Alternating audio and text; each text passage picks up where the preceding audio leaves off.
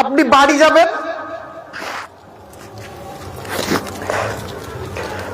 আপনার যদি গরম পানি প্রয়োজন হয়, মাকে যদি বলেন একবারও না করবে না, যতই শরীর খারাপ থাকুক গরম পানি দিবে, এর নাম মা। বাপকে যদি একটা আবদার করেন বাপ রাখবে, শ্বশুরকে যদি বলেন রাখবে না। এই বোকা ছেলে আপনাকে বলে যাচ্ছি, এই বোকা যুবক আপনাকে বলে যাচ্ছি, বৃদ্ধ পিতা মাতা আছে, তাদের সেবা করুন, তাদের সেবা করুন। রাসূল সাল্লাল্লাহু আলাইহি ওয়াসাল্লাম বলেছেন, হুমা নারুকা ওয়া জান্নাতুক, তারাই তোমার জাহান্নাম, তারাই তোমার জান্নাত। বোকা ছেলে কিভাবে বুঝলেন আমি? আপনি যে আপনার শাশুড়ি আম্মাজান আপনার মা ডাইনি, লজ্জা লাগে না? হায়া হয় না? খারাপ লাগে না? আপনার খারাপ লাগা উচিত। আপনার উচিত হবে ডেনে ডুব দিয়ে মরা।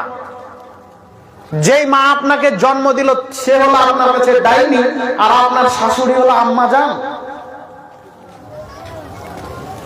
বাপ মাকে দেখেন না কেন? বাপ মায়ের কথা শুনেন না কেন? আপনাকে নিঃস্বার্থ যারা ভালোবাসে তার নাম হলো বাপ মা। আমি যখন প্রোগ্রামে আসছি তখন নিঃস্বার্থ ভাবে ফোন যিনি করেন তার নাম হলো বাপ মা। বাপ মা কোনোদিন বলতে দেখিনি। আমাকে বলেছেন ইসরাফিল আসার সময় 1 কেজি আপেল নিয়ে আসো বেটা, কোনোদিন বলেনি ইসরাফিল বাড়ি আসার সময় আমার জন্য একটু ভালো কিছু নিয়ে আসো খাবো, এই কথা আমার বাপ মা কোনোদিন বলেনি। আমাকে বলেছে ইসরাফিল তুমি যাচ্ছ বেটা, অমুক জায়গাটা ভালো নয়, অমুক জায়গাটা দেখে শুনে একটু কথা বলিও, কোরআন হাদিসের কথা বলতে হবে কথা ঠিক, তবে একটু হিসাব করে কথা বলিও, আর রাস্তায় দেখে শুনে যেও, ভালোভাবে বাড়ি আসিও। ভালো লাগে না, আনছান করে, কোথায় কিভাবে থাকো, কয়দিন কোথায় থাকছো, কিভাবে কি খাচ্ছ, একটু খারাপ লাগে, কি জানি শান্তি পায় না, একটু সাবধানে যাও। এ কথা বাপ মা বলতে পারে, এ কথা বাপ মা বলতে পারে। রাজমিস্ত্রির কাজে গেছেন কেরালায়, বাপ মা একমাত্র বলতে পারে যে দেখে শুনে বাড়ি আসো, নিজের যত্ন দিও, কিছু নিয়ে আসতে হবে না, কিছু লাগবে না, কিছু দিতে হবে না, এ কথা বাপ মা বলতে পারে। এবার আপনাকে বলি, বাপ মা এমন একটি জিনিস, যতদিন বেঁচে আছে ততদিন আপনাকে বাক্যটা বলবে, যেদিন মারা যাবে সেদিন আর পাবেন না। যাদের বাপ মা চলে গেছে দেখেন কোথায় থাকে কেউ খোঁজ খবর নেওয়ার থাকে না। তবে একটা ফোন ঠিকই আছে, হয়তোবা বলে যে আপনার ছেলে আপেল খেতে চেয়েছে, আপেলটা নিয়ে আসবেন। বেঁচে থাকেন মরে থাকেন ওটা প্রশ্ন নয়। বাপ মা একমাত্র ভালোবাসে নিঃস্বার্থ ভাবে। যে শাশুড়িকে আম্মাজান বলছেন, যে শ্বশুরকে আব্বাজান বলছেন, ওরা নিঃস্বার্থ ভালোবাসে না। মেয়েটা আপনার কাছে ভালো খাবে পড়বে এই আশায় তারা আপনাকে ভালোবাসে, কিন্তু বাপ মা আপনাকে নিঃস্বার্থ ভাবে ভালোবাসে। তার কথা আপনি কেন অটল করলেন? কেন আপনি তাকে কটু কথা বললেন? আপনি বাড়ি যাবেন,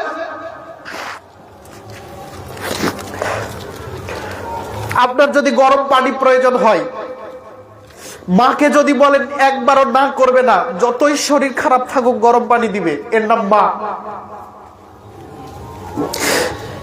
বাপকে যদি একটা আবদার করেন বাপ রাখবে, শ্বশুরকে যদি বলেন রাখবে না। মা একটা এমনই শব্দ আমি হয়তো বোঝাতে অক্ষম, আপনাকে দিয়ে দেবে। স্ত্রীকে গিয়ে বলবে যে ওখানে গ্যাসের চুলা আছে, তুমি নিজে গরম করে খাও। কাকে বেশি ভালোবাসি আমরা? সবচেয়ে বেশি স্ত্রীকে। বড় ঠুঙাটা এসেছে, প্রথম দেওয়া উচিত ছিল মাকে, আমরা দিই স্ত্রীকে। স্ত্রীকে দিতে হবে না এ কথা আমি বলছি না, স্ত্রীকে দিতে হবে না এ কথা আমি বলছি না, তবে মাকে দিতে হবে। কেন বলছি? মা একটা এমনই জিনিস যেটা আপনি শুধুমাত্র সে দুনিয়া থেকে বিদায় নিলে টের পাবেন, তাছাড়া টের পাবেন না। সবার খোঁজ নেওয়া হয়, মা বাপের খোঁজ নেওয়া হয় না। যেই মা বাপ আপনাকে শুকনো কাঁথায় শুইয়ে, নিজে ভিজা কাঁথায় শুয়েছিল, ছোটকালে আপনি যখন বলতে পারতেন না, কথা বলতে পারতেন না, চালা দিতে পারতেন না, শুধু কান্না করতেন, সেই দিন ঠান্ডা রাত্রি প্রসাব করেছিলেন, আপনাকে শুকনো কথায় শুয়ে নিজে ভিজা কথায় শুয়েছিল, তার নাম হলো মা, তার নাম হলো বাপ। সেই বাপ বৃদ্ধ অবস্থায় এসেছে, পায়খানা করে আছে, গা থেকে দুর্গন্ধ আসছে, ছেলেগুলো কাছে যায় না। আর ছোটবেলায় বাপ মা খেতে বসেছে, সন্তান কোলে দুধ পান করছে, প্রস্রাব করছে। আবার দেখা বিষয়, মা ভাতের থালি রেখে দিল, দুই হাতটাকে এমনি করে পাতলো, বাচ্চা প্রস্রাব করলো, প্রস্রাবটাকে ধরলো, ফেলে দিল, তারপরে হাতটা ধুয়ে এসে খেতে বসলো। এর মানে মা। বোকা ছেলে, তোমাকে আমি কি দিয়ে বোঝাই? মার কেন খোঁজ নাও না? মা কেন ওইভাবে ওই বৈঠকে শুয়ে আছে? মা কেন ওই বৈঠকে থাকবে? বাপ মা থাকবে সবচাইতে দামি খাটে। শ্বশুর শাশুড়ি আসলে যেমন তোমার দামি খাট প্রস্তুত হয়, তার চাইতে বেশি দামি খাট প্রস্তুত হওয়া উচিত ছিল বাপ মায়ের জন্য। বাপ মা কেন ছেঁড়া কাথায় আছে? সব বাপ মা গুলো ওই বৈঠকে আছে জনাব, তাই তো? সব বাপ মা গুলো বৈঠকে আছে। কেন এরকম হলো? কই তোমার বাপ মা ওই যে ছোটতে তুমি ছিলে, যখন তুমি প্রস্রাব করেছিলে, ফেলে দিয়ে চলে যায়নি যে বেটা তোমাকে আমি কোলে নিব না? বাপ মা সন্তানকে বহন করতে পারে, সন্তান বাপ মাকে বহন করতে পারে না। বাপ মা সন্তানকে সারা জীবন বহন করতে পারবে, সন্তান বাপ মাকে এক মাস বহন করতে পারবে না। 5 ভাই, বাপ মা যদি থাকে তো পানি করে দেয়। ছি ছি ছি ছি ছি ছি। এর মধ্যে খারাপ কিছু আছে? সন্তানগুলো খাচ্ছে, স্ত্রী খাচ্ছে, আরো কত মানুষ খাচ্ছে। বাপ মায়ের সাথে খেলে কি যায় আসে? রিজিকটা আল্লাহ দেন, এভাবে পানি করলেন কেন? খারাপ লাগা উচিত। বাপ মার উপরে এত ভারী হলেন কেন? বাপ মাকে ভালোবাসতে শিখুন।